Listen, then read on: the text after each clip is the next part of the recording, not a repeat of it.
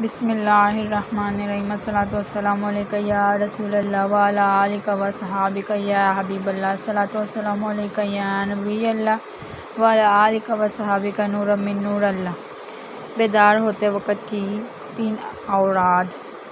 حضرت سیدنا عبید بن سائم رضی اللہ تعالیٰ عنہ سے روایت ہے کہ حضور پاک صلی اللہ علیہ وآلہ وسلم نے فرمایا کہ جس نے نیند سے بیدار ہو کر کہا لا الہ الا اللہ وحدہ لا شریک لہ لہ الملک و لہ الحمد وہو علی کل شیء قدیر الحمدللہ وسبحان اللہ ولا الہ الا اللہ واللہ اکبر ولا حول ولا قوۃ الا باللہ۔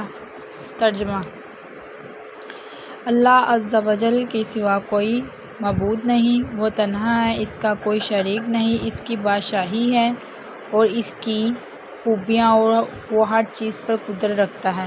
اللہ عز و جل پاک ہے اور اللہ عز و جل خوبیوں والا ہے، اور اللہ عز و جل کے سوا کوئی معبود نہیں، اور اللہ عز و جل سب سے بڑا ہے، اور گناہ سے بچنے کی قوت اور نیکی کرنے کی طاقت اللہ عز و جل ہی کی طرف سے حاصل ہوتی ہے۔ اور پھر اللہم اغفر لی کہا یا کوئی دعا مانگی تو اس سے قبول کر لیا جائے گا، پھر اگر وضو کیا اور نماز پڑھی تو اس کی نماز قبول کر لی جائے گی۔ صدق اللہ العظیم۔